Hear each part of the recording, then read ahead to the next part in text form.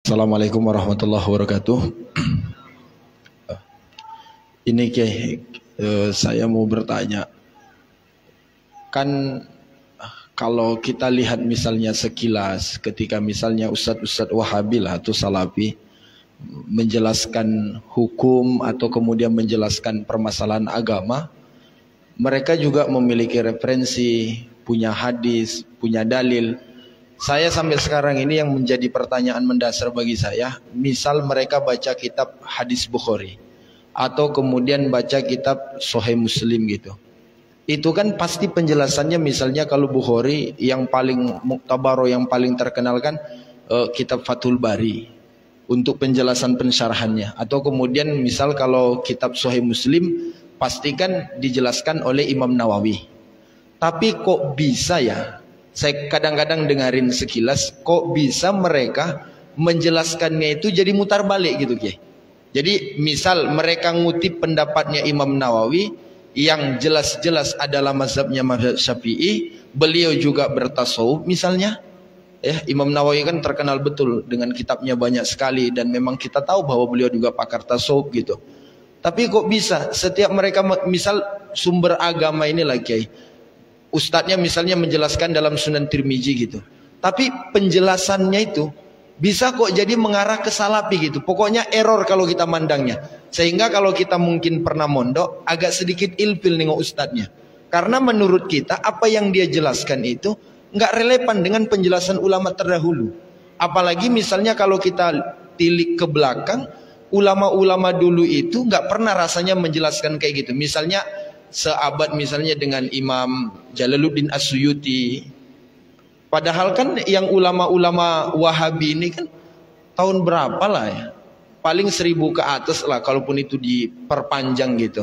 Kok bisa langsung lebih hebat ketimbang misalnya ulama-ulama terdahulu. Memang ada anggapan yang mengatakan mereka nggak pernah belajar usul fikih, tapi kadang-kadang mereka juga mengatakan ahli dalam usul fikih gitu. Atau itu pengakuan, atau di mana sebenarnya kesalahannya Ki? Karena memang kalau dalam pandangan saya, kalau misalnya ngambil Sahih Bukhari, penjelasan Sahih Bukhari, pasti mengambil pendapat ulama yang jelas-jelas menjelaskan itu. Kok bisa melencengnya jauh betul gitu, sehingga kebanyakan masyarakat jadi bingung melihatnya. Dan ketika kita dijumpai oleh masyarakat kayak itu, masyarakat ngomong hadisnya juga kan sama, tapi penjelasan mereka kok nggak sesuai gitu Ki. Itulah mohon penjelasannya Ki. Terima kasih ya. Orang Wahabi ini memang ketika tampil di tengah-tengah masyarakat seakan-akan mereka ahli hadis. Karena apapun yang gak sesuai, katanya gak sesuai dengan hadis. Padahal kalau kita teliti sebenarnya enggak. Mereka tidak ahli hadis. Dan ini juga pengakuan ulama-ulama Wahabi di Saudi Arabia. Sampai-sampai ada ulama Wahabi di Saudi ini menganjurkan murid-muridnya agar tidak menghafalkan Bukhari Muslim. Bahaya katanya. Ya maksudnya bahaya pada ajaran Wahabi. Bahaya menghafalkan Bukhari Muslim. Nah, yang terjadi di lapangan, Wahabi ini hanya mengambil sebagian hadis. Dan biasanya yang sesuai dengan kepentingan mereka, lalu tidak dikompromikan dengan hadis-hadis lain yang ada. Seandainya hadis-hadis ini dipahami secara keseluruhan dan mengikuti pemahaman para ulama, tidak seperti yang mereka sampaikan. Dan ini banyak kasus. Yang kedua, mereka memahami hadis ya dipahami sendiri memang, tidak mengikuti pemahaman para ulama. Padahal mereka dalam segi ilmu tata bahasa Arab itu lemah. Pemahamannya tidak mengikuti ilmu nahwu sharaf. Ini banyak terjadi. Karenanya memang para asatid, dan alhamdulillah ya ustadz-ustadz kita ini banyak menjalankan. dalam menjelaskan ajaran-ajaran Ahlus Sunnah wal Jamaah itu perlu disertakan dengan dalil-dalil Al-Quran dan hadis. Mengapa? Agar masyarakat kita yakin bahwa apa yang selama ini kita jalankan itu sesuai dengan Al-Quran dan hadis. Mereka ini walaupun menyampaikan hadis biasanya dalil-dalil umum, bukan dalil khusus. Lalu dipukul rata pakai dalil itu. Dan yang paling banyak bukan hadis Bukhari, paling banyak hadis Muslim. Apa hadis Muslim yang mereka sampaikan? Hadis Muslim yang sering mereka keluarkan itu hadis kullu bid'atin dhalalah. Biasanya itu. Saya ini pernah dialog dengan mereka ya. Kira-kira 2011 di Balikpapan. Bicara tentang bid'ah. Saya menjelaskan dalilnya bid'ah, hadisnya banyak sekali. Kalau ada orang Wahabi, saya tanya, ternyata ini dalilnya cuma satu, kullu bid'atin dhalalah. Saya tanya dia, kamu ikut mazhab apa? Kami ahli hadis, Gus. Kok ahli hadis, hadisnya cuma satu? Mestinya banyak kan?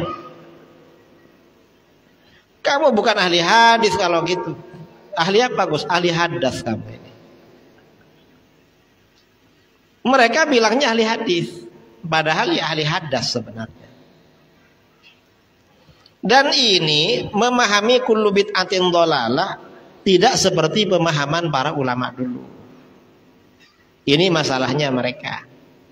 Kalau kita hadisnya sama, cuma kita pemahamannya mengikuti para ulama ahli hadis dulu dan dikompromikan dengan hadis-hadis yang lain. Kalau mereka ya ambil satu hadis aja. Kalau para ulama kita dikompromikan dengan ayat-ayat Al-Quran dan hadis-hadis lain. Itu dalam hal apa saja. Dan secara fikih, mazhab fikih yang paling kuat dari segi dalil, terutama dalil-dalil hadis, itu mazhabnya Imam Syafi'i. Kita ini kan pengikut mazhab Imam Syafi'i. Bahkan pada abad pertengahan, kalau disebut ahlul hadis, itu maksudnya para ulama Syafi'iyah dulu. Mengapa para ulama Syafi'iyah? Karena mayoritas ahli hadis mazhabnya Syafi'i. Jadi mazhab Syafi'i ini mazhabnya mayoritas ahli hadis. Dari dulu kira-kira 80% ahli hadis ini mazhabnya Syafi'i. Jadi yang paling kuat memang mazhab Syafi'i memang. Karenanya rata-rata para penulis syarah kitab-kitab hadis itu memang ulama Asy'ariyah. Bahkan semuanya ya, ada ulama Wahabi di Madinah, Syekh Abdullah bin Muhammad Al-Ghunaiman mengatakan jami'u syurrahil Bukhari Asy'ariyah. Semua ulama-ulama yang menulis syarah Bukhari itu Asy'ari semua katanya. Artinya apa? Mereka mengakui kalau ulama mereka gak punya peran menulis syarah Bukhari. Gak punya. Yang melayani kitab-kitab hadis ini ulama kita. Mereka hanya mengambil sebagian kecil hadis. Jadi hanya sebagian saja. Ini bukan berarti mazhab di luar Syafi'i tidak punya dasar hadis. Punya juga. Cuman pengakuan para ulama di luar Syafi'i memang yang paling kuat mazhab Syafi'i dari segi dalil hadis. Ada kitab ya namanya Al-Insaf fi Bayani Asbabil Ikhtilaf, karangan ulama India Syah Waliullah Ahmad bin Abdurrahim Ad-Dahlawi. Jadi memang kata beliau mazhab yang paling bagus itu mazhab Syafi'i. Mengapa? Mazhab ini paling akurat dan dalil hadisnya paling kuat. Bahkan kitab-kitab hadis itu disusun hanya untuk melayani fikih Syafi'i. Ini kata beliau memang paling kuat. Kalau ada orang Wahabi pakai dalil Itu biasanya sebagian hadis dan tidak dikompromikan. Kemudian tidak mengikuti pemahaman para ulama ahli hadis. Biasanya begitu. Kalau itu khusus masalah Wahabi. Ini hampir semua persoalan itu yang menjadi khilafiyah antara kita dengan Wahabi seperti itu.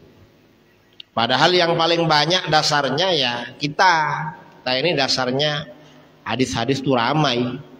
Amaliyah tradisi di Nusantara ini, apalagi tradisi zikir bersama, maulid, itu dalil hadisnya banyak sekali itu.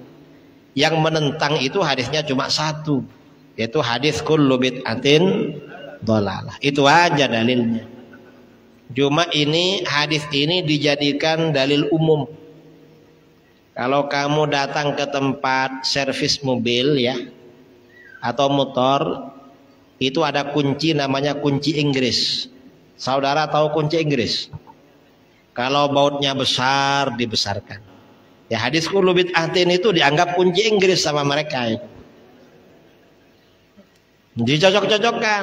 Nanti ada orang bikin maulid haram ini. Mengapa? Dulu Rasulullah gak pernah bikin acara maulid. Kalau memang pernah, coba ustadz siapa yang diundang ceramah? Gak ada riwayatnya. Berarti bid'ah, dan bid'ah itu sesat. Dalilnya kullu bid'atin dhalalah. Padahal ini gak membicarakan maulid kullu bid'atin dhalalah. Ini bid'ah. Yang dimaksud bid'ah ini bid'ah yang bagaimana? Kan perlu penjelasan para ulama.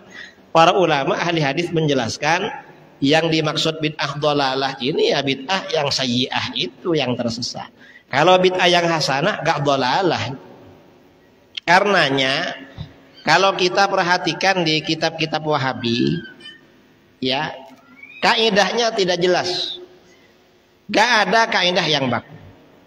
Artinya apa? Kaidah itu kalau sesuai dengan kepentingan mereka dipakai. Kalau gak sesuai gak dipakai.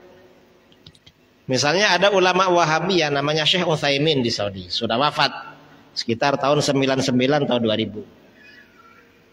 Saya punya kitabnya di rumah. Ketika membahas hadis kullu bid'atin dhalalah, semua bid'ah adalah sesat.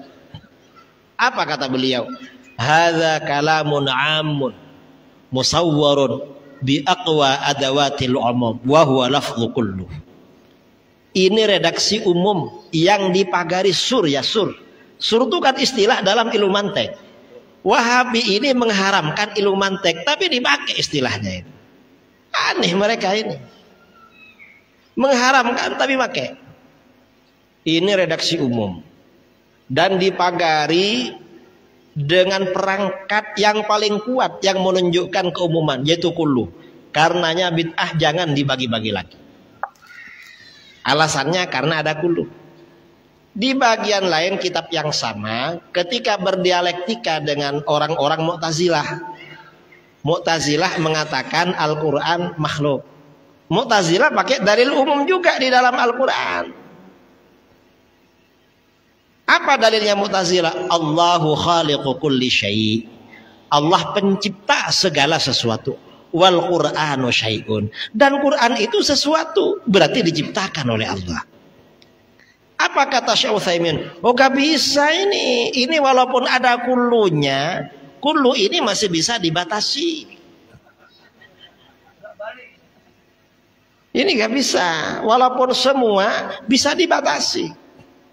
Mengapa? Karena di dalam Al-Quran ya ada ayat tentang Ratu Bilqis.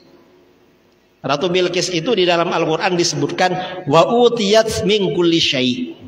Ratu Bilqis ini oleh Allah dikaruniakan segala sesuatu. Kata Syekh Utsaimin, padahal gak semuanya milik dia. Contohnya kerajaan Nabi Sulaiman gak dimiliki sama dia. Jadi kullu itu gak berarti bermakna keseluruhan. Ini Syekh Utsaimin. Artinya apa? Kaidah itu tidak baku. Termasuk ahli hadis mereka Syekh Al-Albani. Wahabi ini punya ahli hadis namanya Al-Albani. Mengapa Al-Albani? Karena Wahabi gak punya ahli hadis yang kompeten, yang mumpuni, gak punya. Dan Syekh Al-Albani ini banyak apa? Tidak menjalankan kaidah secara baku. Kadang seorang rawi hadisnya dinilai hasan atau sahih. Rawinya ini suatu saat ada hadis tentang tawassul. Wahabi kan nanti tawassul. Riwayatnya melalui rawi ini didhaifkan. Mengapa? Karena ada rawi namanya ini. Padahal di kitab lain ketika hadisnya agak menyangkut tawassul dibilang hasan atau sahih. Ini banyak terjadi. Karenanya hati-hati ya. Kalau ada buku lalu ada catatan kaki hadis ini disahihkan oleh Albani, itu berarti buku Wahabi. Albani ini orangnya kalau kata orang sekarang mincela minceli. Ngerti mincela minceli saudara? Enggak jelas, kaidahnya enggak jelas. Wahabi juga begitu. Dan saya kira perlu ya kawan-kawan di Pekanbaru ini menghimpun hadis-hadis yang disalahfahami oleh Wahabi dan diluruskan. Kawan-kawan lah di Surul Mustafa atau di terutama yang muda-muda ini. Hadis-hadis yang gagal faham. Hadis-hadis di mana orang Wahabi gagal faham. Itu perlu itu. Karena hadisnya ada, cuma mereka gagal faham aja. Saya kira itu ya.